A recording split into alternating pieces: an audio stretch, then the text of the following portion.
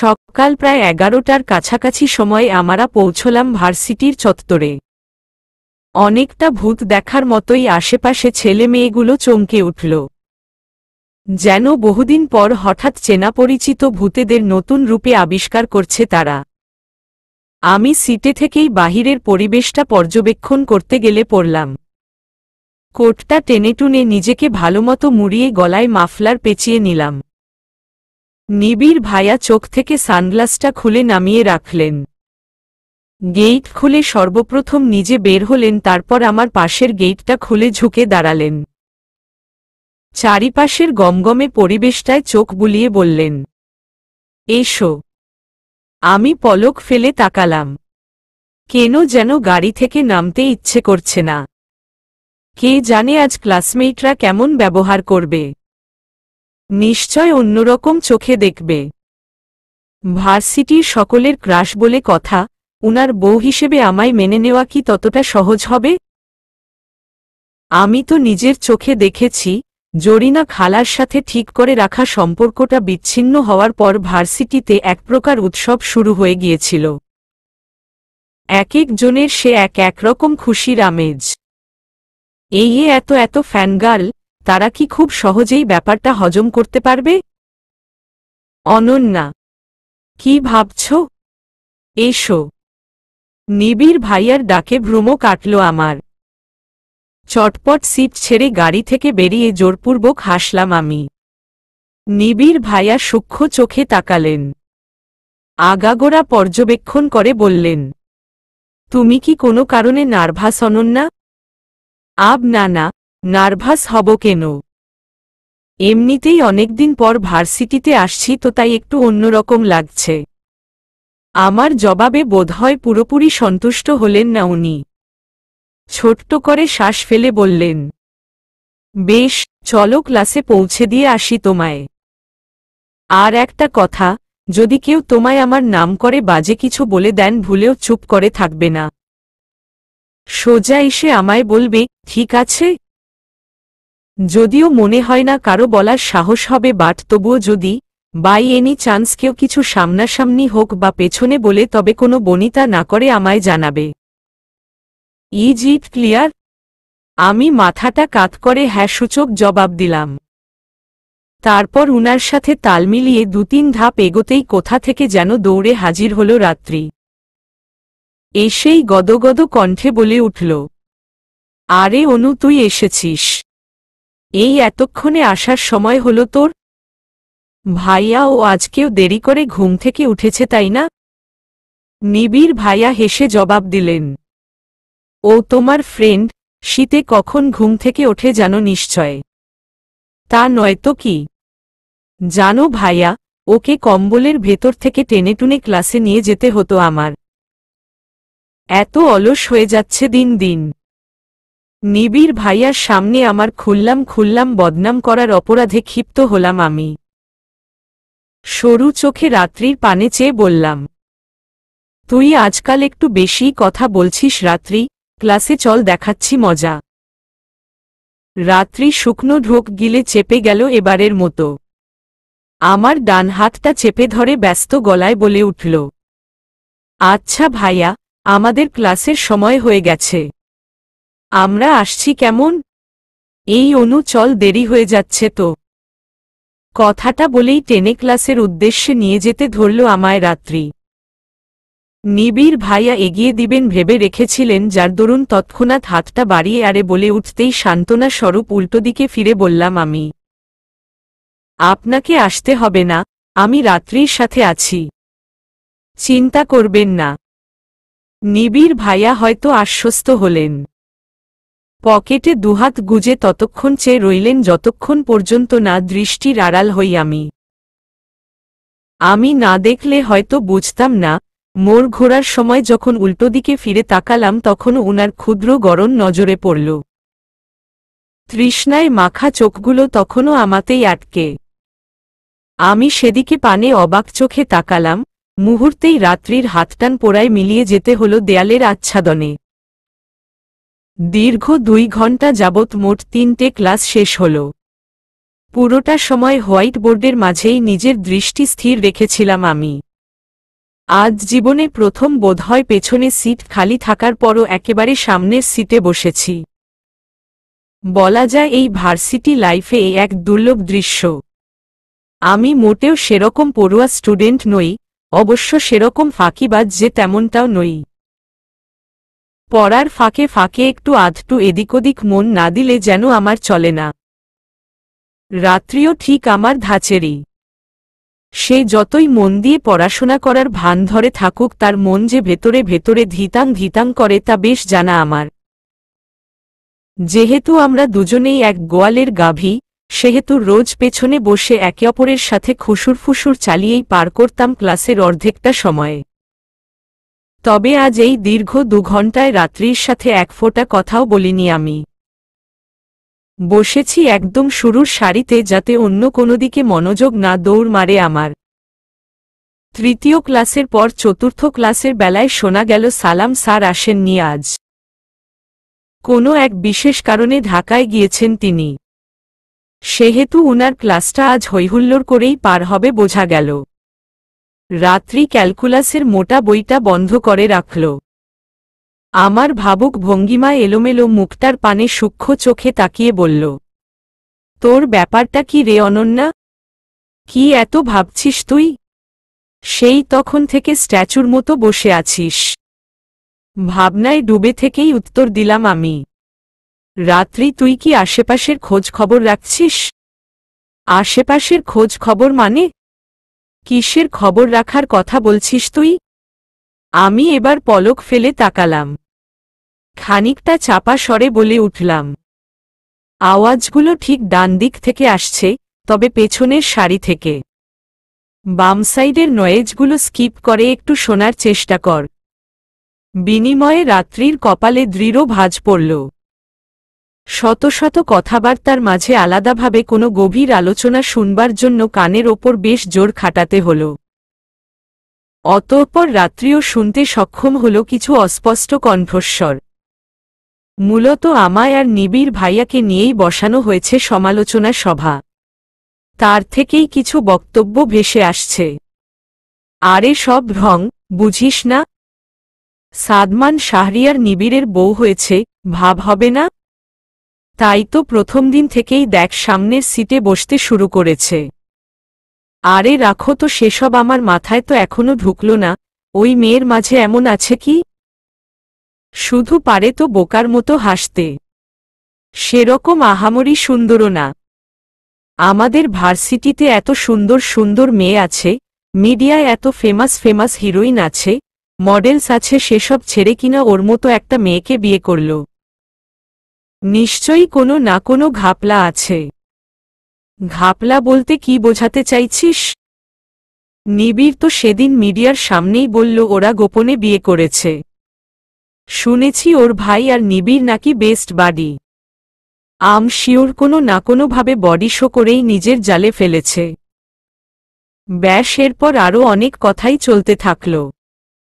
তার কিছু কানে এলো বা কিছু এলো না। সেসব কানে পৌঁছন মাত্রই হাতের মুঠো শক্ত হয়ে এলো রাত্রির। আমার বাম হাতটা চেপে ধরে জোরালো গলায় বলল, এরপরও কি আমাদের চুপ করে থাকা উচিত? অনু চল, এক্ষুনি নিবিড় ভাইয়াকে গিয়ে বলবো আমি।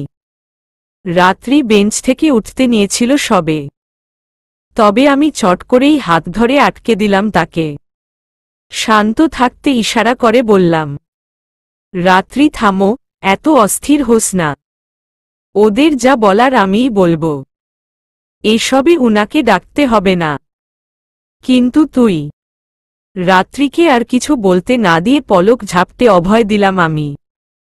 হেসে বললাম, আমায় বিশ্বাস করিস না রাত্রি? বিনিময়ে মাথাটা হালকা করে ঝাঁকাল রাত্রি। আমি হেসে ওকে বেঞ্চে বসিয়ে রেখেই পেছনে সেই আলোচনা সভার দিকে পা বাড়ালাম।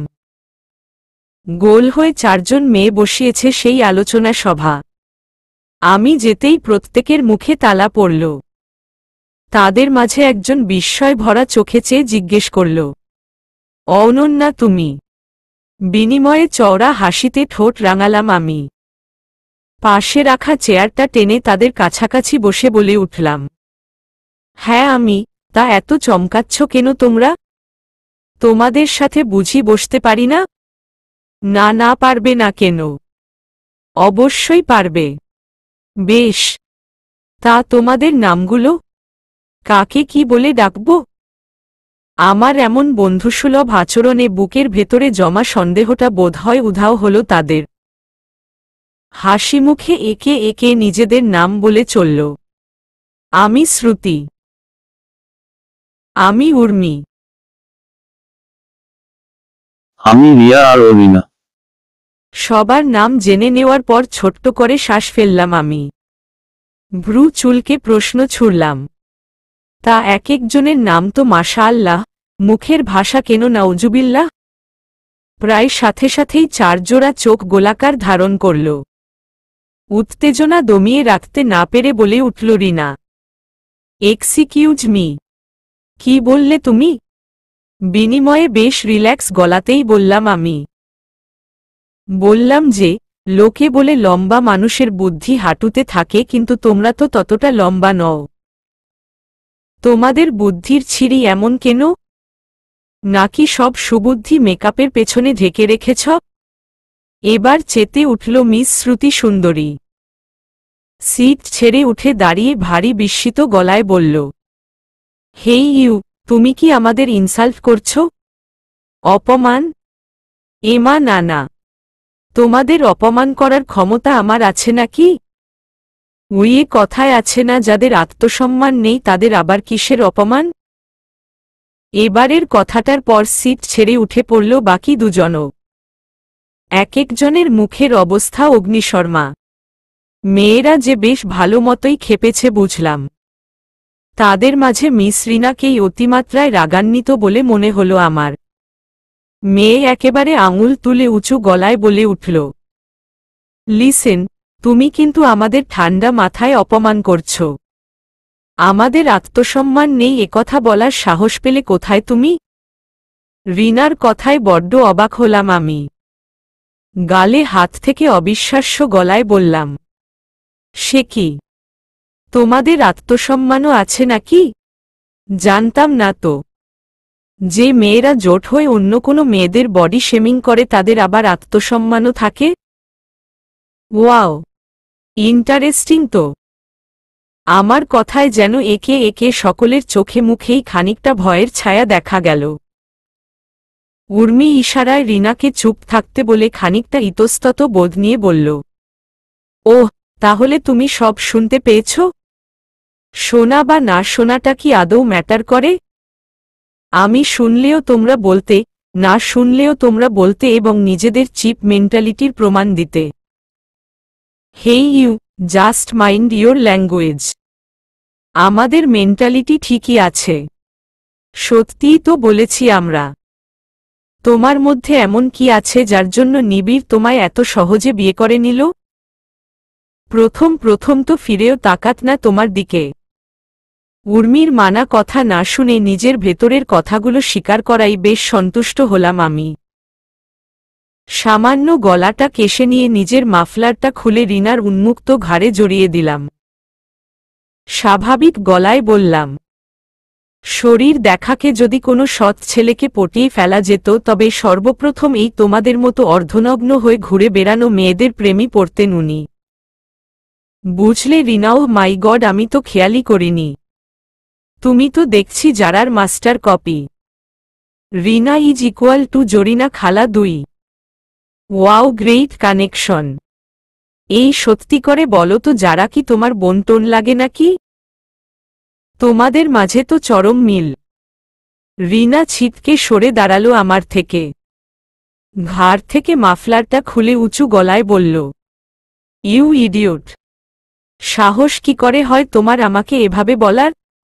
আমি চট করেই ক্যাচ ধরে মাফলারটা নিলাম। মাফলারটা হাতে প্যাঁচাতে প্যাঁচাতে ঠান্ডা গলায় বললাম, সাহসের প্রশ্ন যখন আসছেই তবে জেনে রাখো, সত্য বলতে অনন্যা ভয় পায় না। এতদিন সকলে শুধু আমার ঠান্ডা রূপটাই দেখেছিলে, আমায় দেখে নিতান্তই বোকাসোকা ভেবে এসেছিল। হ্যাঁ, আমি ঠান্ডা প্রকৃতির, মাথা গরম করি না, কারো সাথে দুর্ব্যবহার তো দূর, সামান্য উঁচু গলায় কথা বলি, কিন্তু তাই বলে এটা ভেবো না আমি রোবট। আমিও তোমাদের মতোই রক্তে মাংসে গড়া একজন মানুষ, আমারও তোমাদের মতো ইমোশন আছে। আমি শুধু তোমাদের একটা ছোট্ট শিক্ষা দিয়ে রাখলাম। কারো সম্পর্কে ভালো কিছু বলতে না পারো অন্তত খারাপ কিছু বলো না। সত্যি বলতে, তোমাদের মতো মেয়েদের সাথে কথা বলতেও রুচিতে বাধে আমার।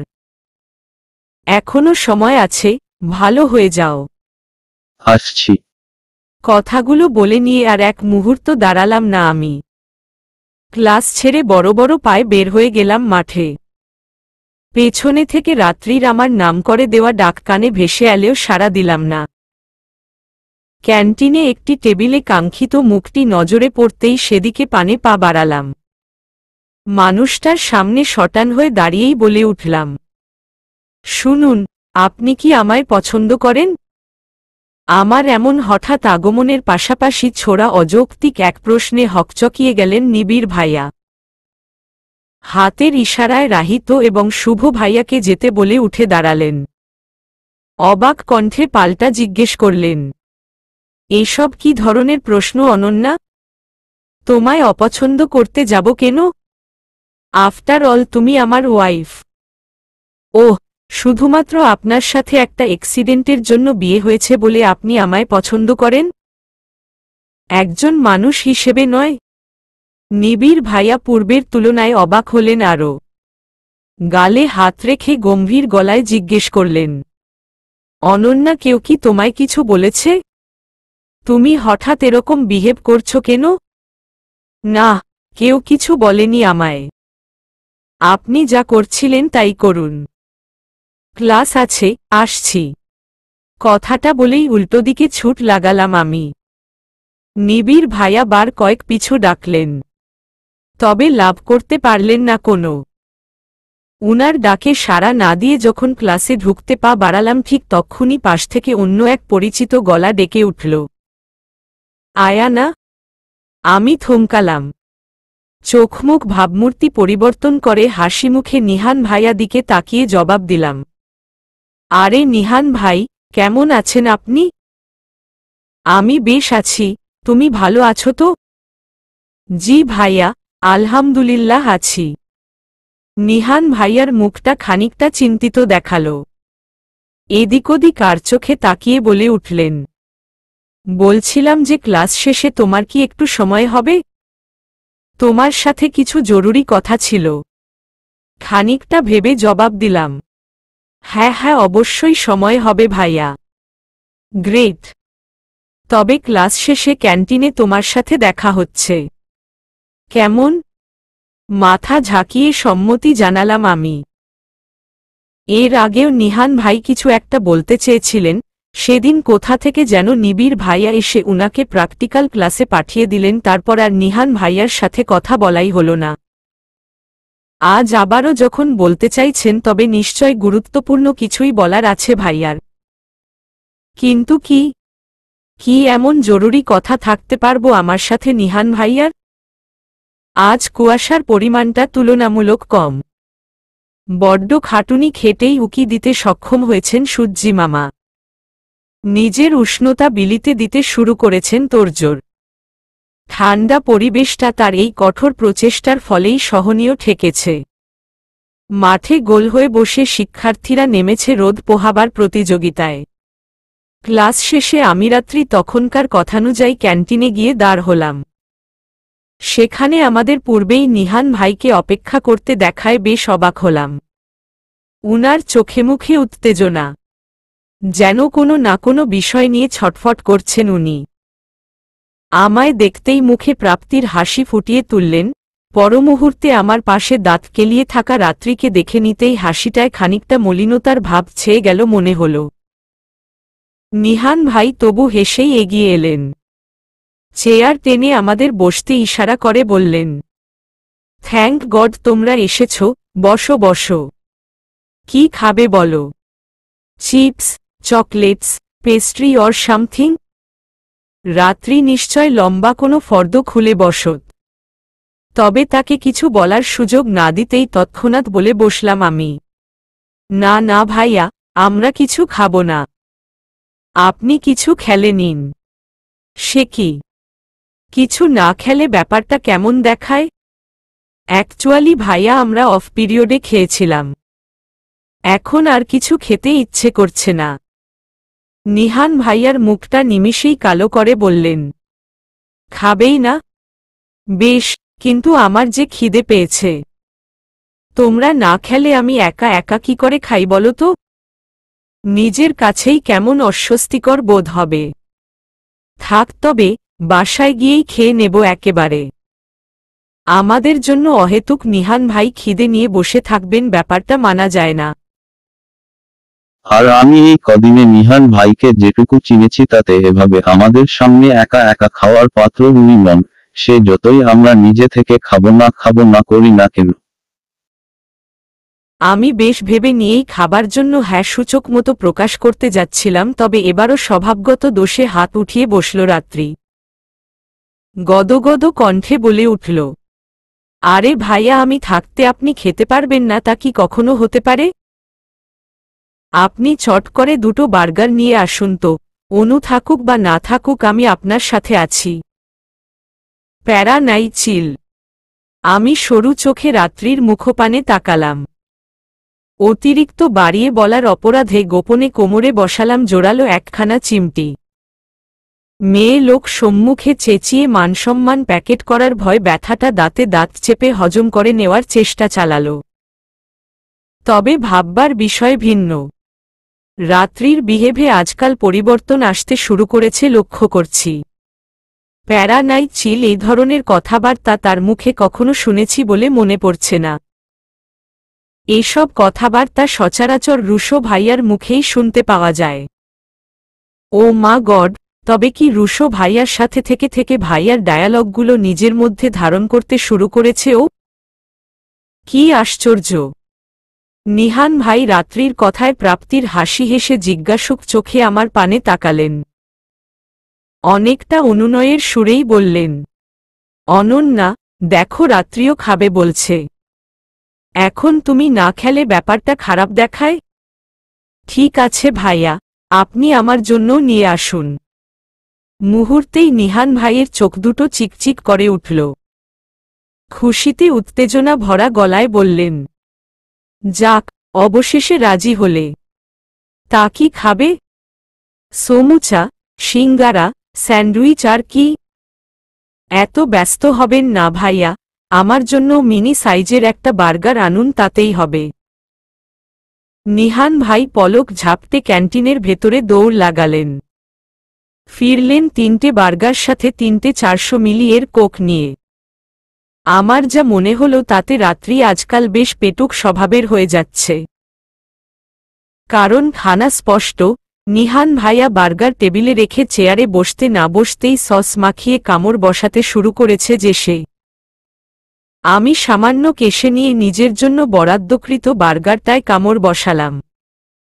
নিহান ভাইয়ার পানে পূর্ণ দৃষ্টি নিক্ষেপ করে জিজ্ঞেস করলাম, তা ভাইয়া, কি যেন বলতে ডেকেছিলেন বলুন। নিহান ভাইয়ার মুখটা বেশ অস্থির দেখালো। চাপা কোনো দুশ্চিন্তায় এই শীতেও কপাল ঘামছে উনার। আমি কপালে সূক্ষ্ম চিন্তার ভাঁজ ফেলে আবারও বলে উঠলাম, নিহান ভাই, কোনো সমস্যা? আপনাকে এমন অস্থির দেখাচ্ছে কেন? কি বলতে ডেকেছিলেন বলুন। নিহান ভাই থতমত খেয়ে কোনোরকমে বললেন, হ্যাঁ হ্যাঁ বলছি, তোমরা খেতে থাকো। বলছি। এবার খানিকটা খটকা লাগতে শুরু করল আমার। কি এমন বলবে নিহান ভাই, যার জন্য এত দোনামোনা? ভাবনার মাঝেই রাত্রি পুরো বার্গারটা পেটে চালান করে পানি খেল। কানের কাছে মুখ নিয়ে এসে ফিসফিসিয়ে বলল, দোস্ত, আমার না একটু ওয়াশরুম যাইতে লাগত।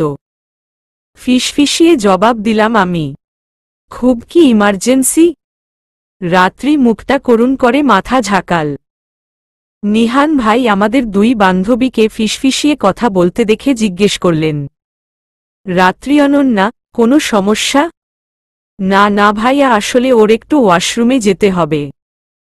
আপনি একটু বসুন, আমরা 2 মিনিটের মধ্যে আসছি। আমায় উঠতে দেখে চট করেই বাধা দিল রাত্রি।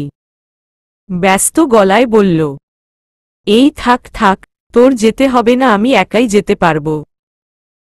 কিন্তু অনন্যা, ছেড়ে দাও না।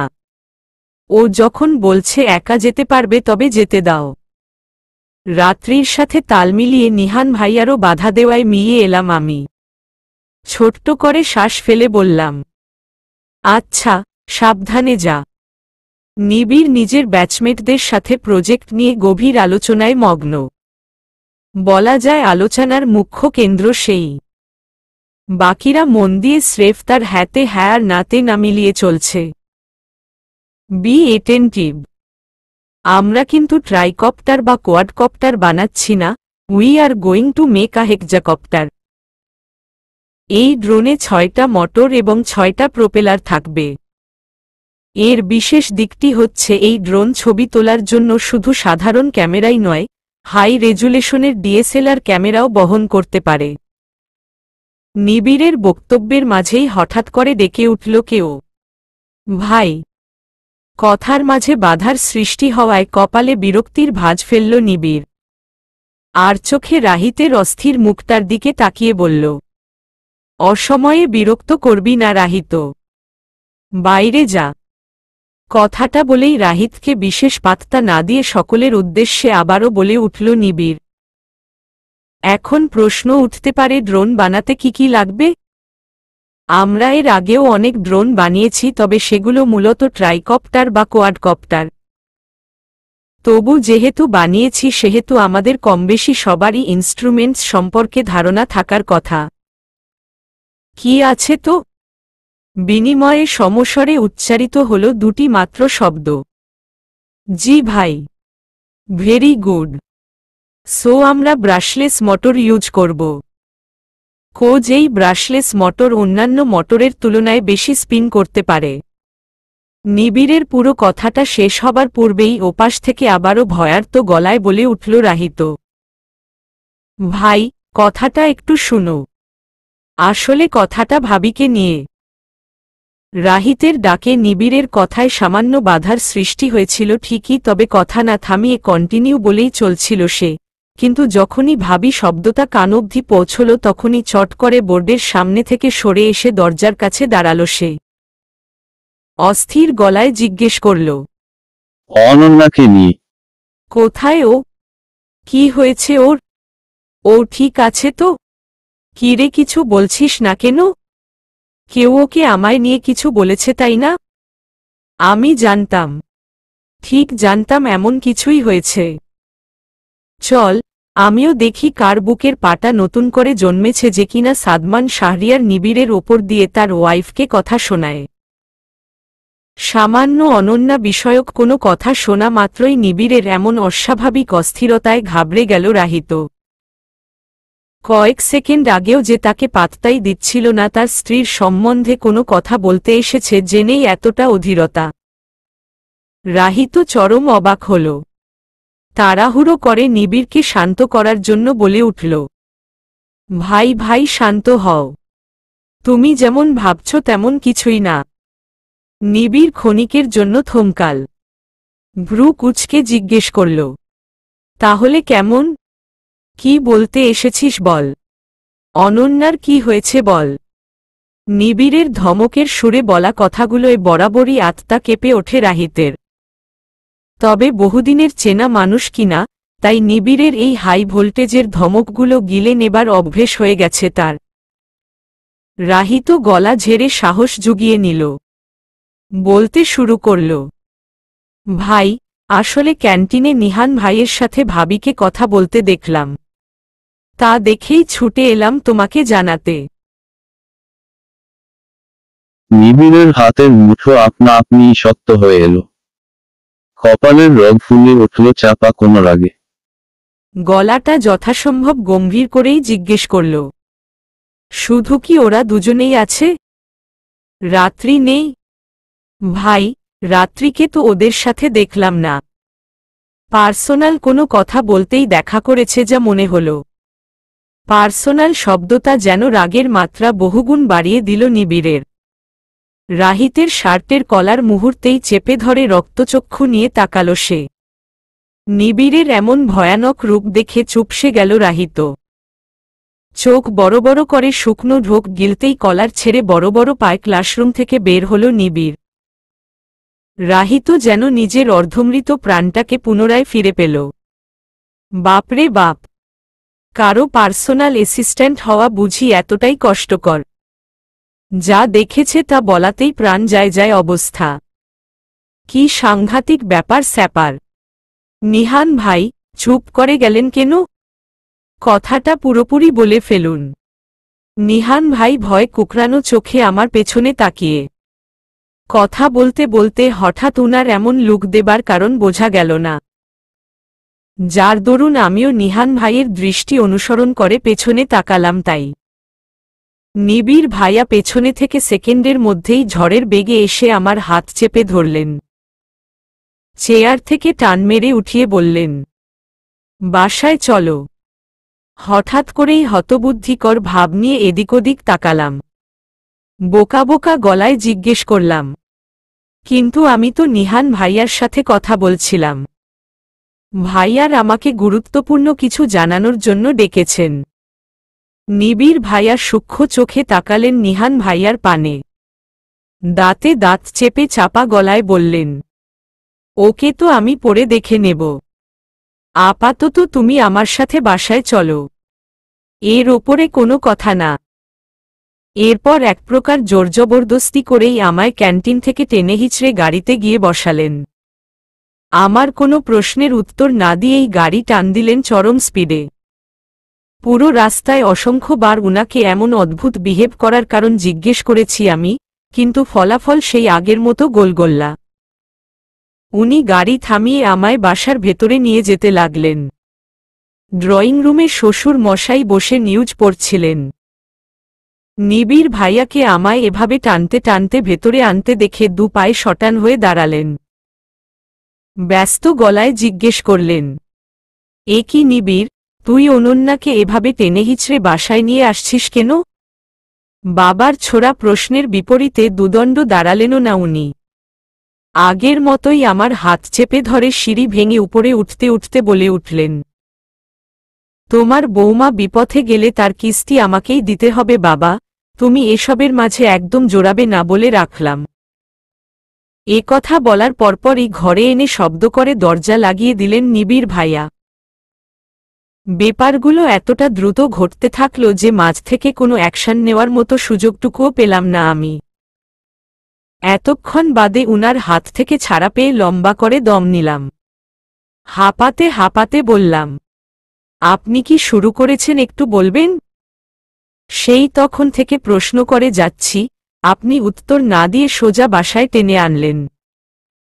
আর বিপথে যাচ্ছি মানে কি? বাবাকে এমনটা বললেন কেন আপনি?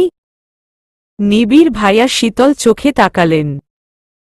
সেই গম্ভীর শীতল চোখ জানি না কতটুকু ভয়ানক, তবে তার চাহনিতে আচমকাই ঢোক গিলতে হলো আমার। নিবিড় ভাইয়া এবারেও কোনো জবাব না দিয়ে সোজা দেয়ালের সাথে চেপে ধরলেন আমায়।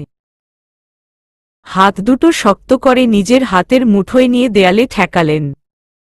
উনার উত্তপ্ত শ্বাস সরাসরি মুখের ওপর পড়ায় ভয় একেবারেই কুকড়ে গেলাম আমি।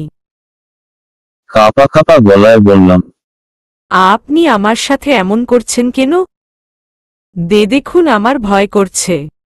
তাই? ভয় করছে? খুব ভয় করছে তাই না?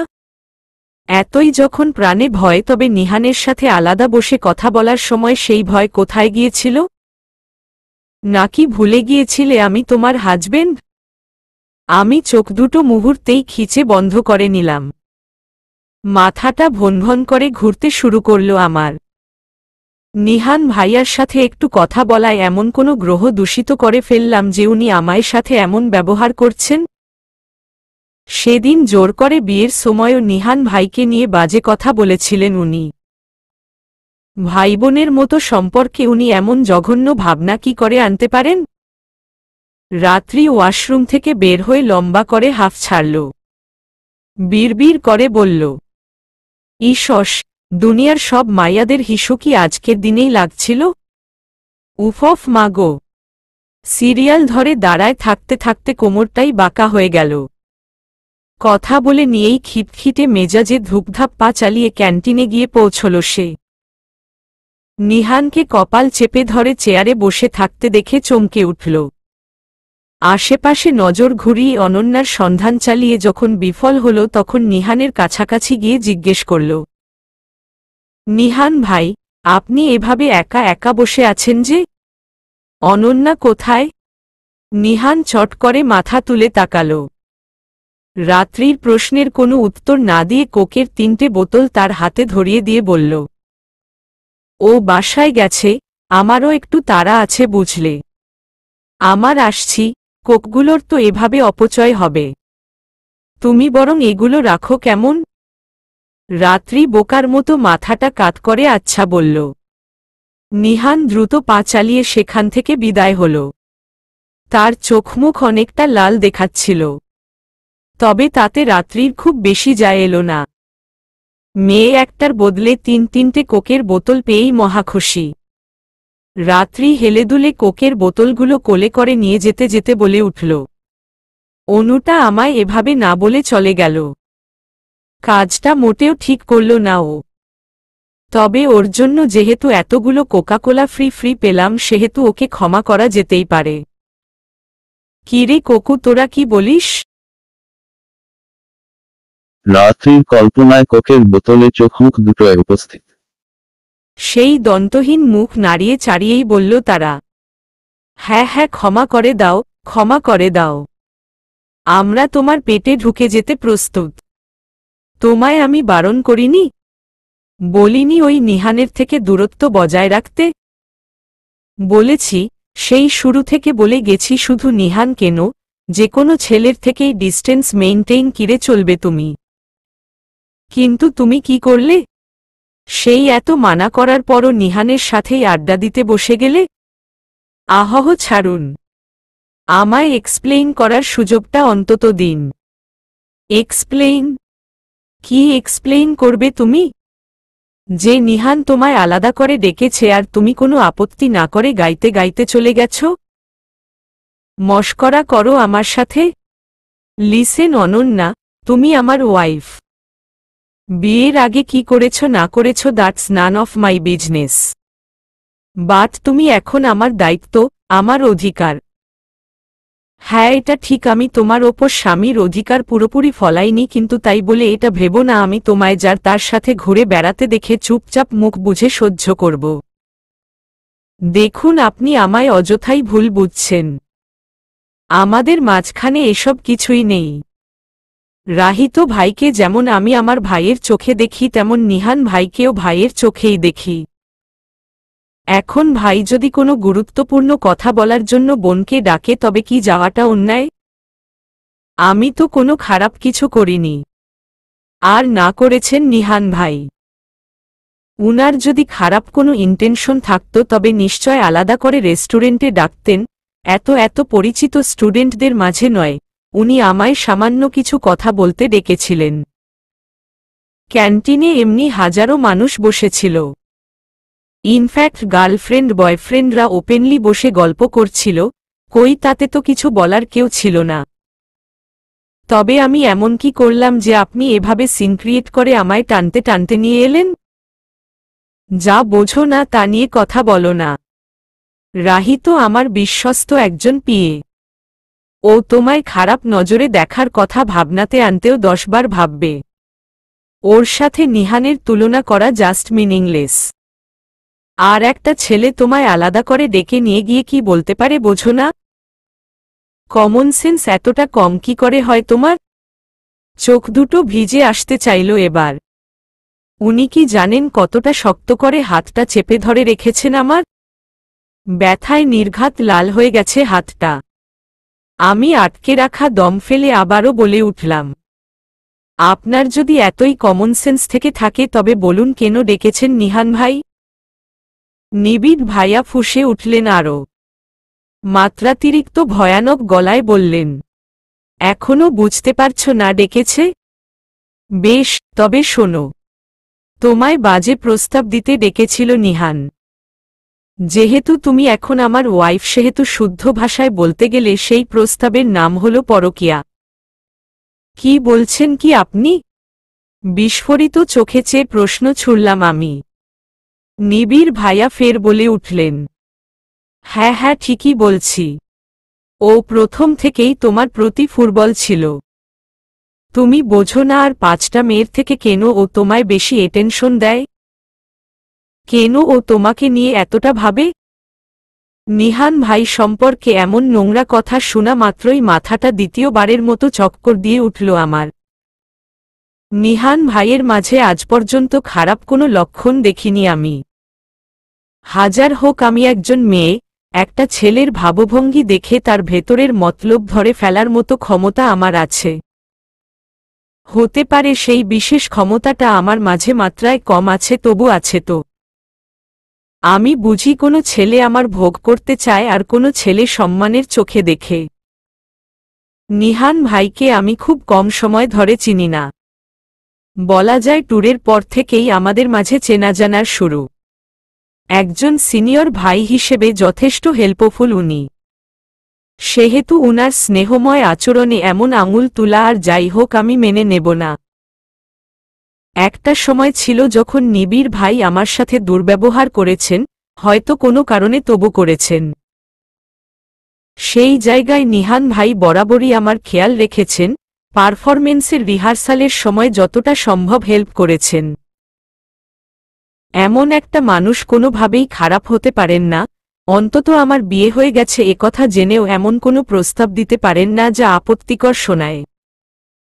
আমি শরীরে যতটা শক্তি ছিল তার সবটা দিয়েই নিবিড় ভাইয়ার হাত থেকে নিজেকে ছাড়িয়ে নিলাম।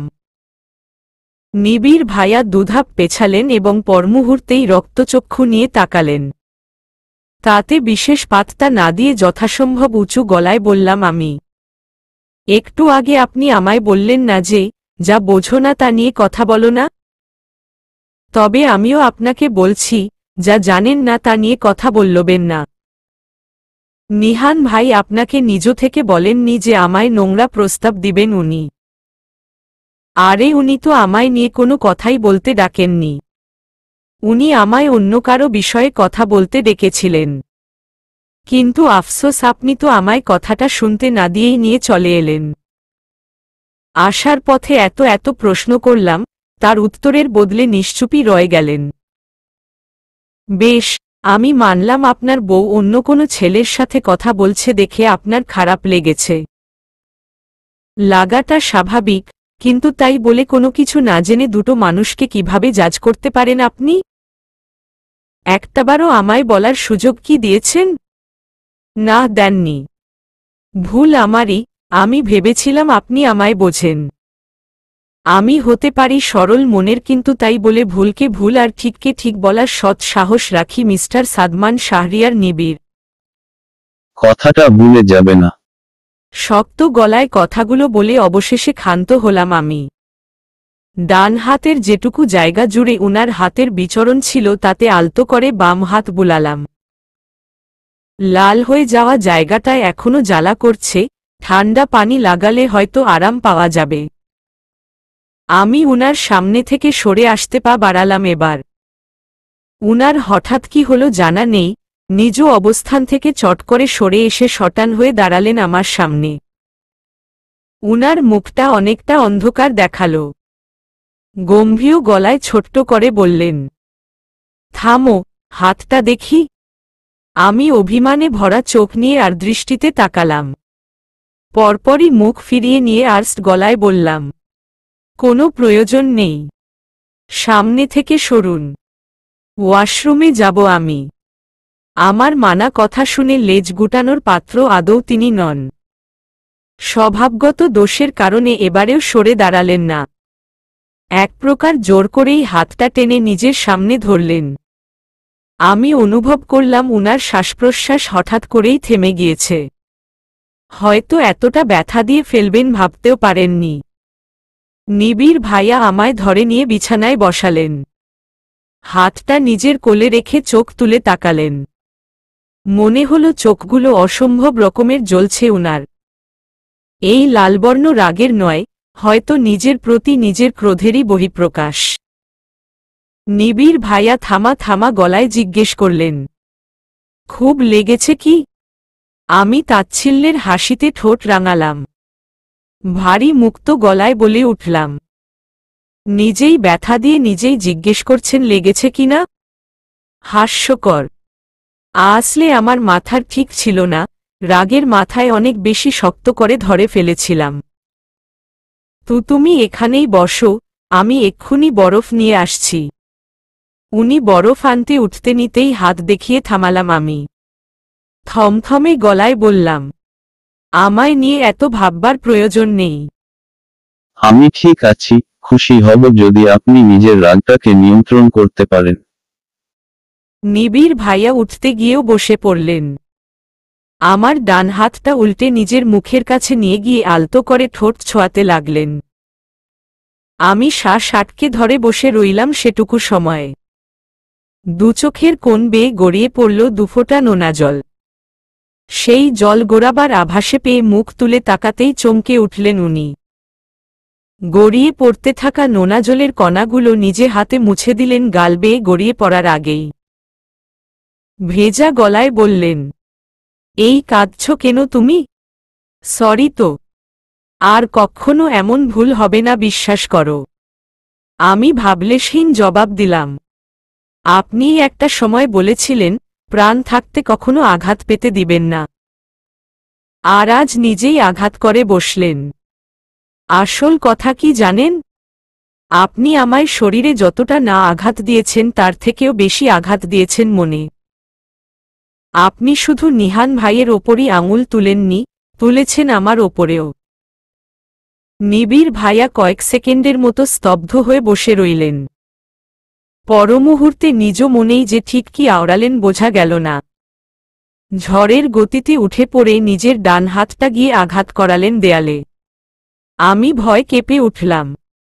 একবার, দুবার, তিনবার সজোরে আঘাত করার মাঝেই গিয়ে চেপে ধরলাম উনার হাত।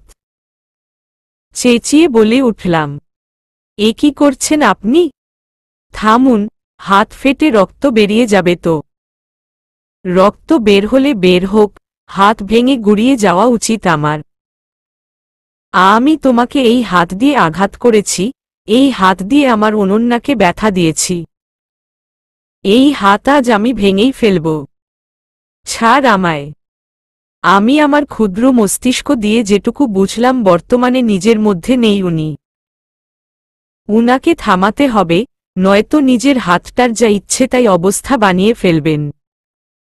আমি আবারও উনাকে থামাবার জন্য হাতটা টেনে ধরলাম।